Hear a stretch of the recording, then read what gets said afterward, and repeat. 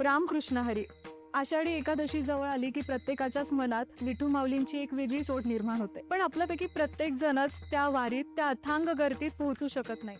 कुणी कामात अडकलेलं असतं तर कोणाचं वय साथ देत नाही. पण विचार करा, पंढरीची ती वारी, संतांचे ते अभंग, विठ्ठलाची ती आघात रूप आणि वारीचा तो सुगंधी अनुभव थेट तुमच्या घरी, तुमच्या हातात अवतरला तर?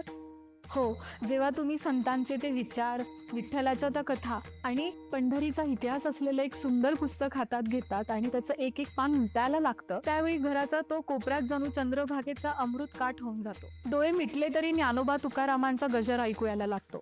शेवटी विठ्ठल कुठे आहे, तर तो प्रत्येक पानात, शब्दात आणि आपल्या भक्तीत आहे. या आषाढीला वारीची तीच पावन अनुभूती स्वतः घेण्यासाठी आणि आपल्या घरच्या मोठ्यांना देण्यासाठी शब्दाच्या रूपाने विठ्ठलाला घरी घेऊन या. सकाळ पब्लिकेशन्समध्ये असाच विठ्ठलमय साहित्याचा एक सुंदर खजिना तुमची वाट बघत आहे. चला तर मग या आषाढीला घराघरात शब्दरूपी विठ्ठल साकारूया. रामकृष्ण हरी.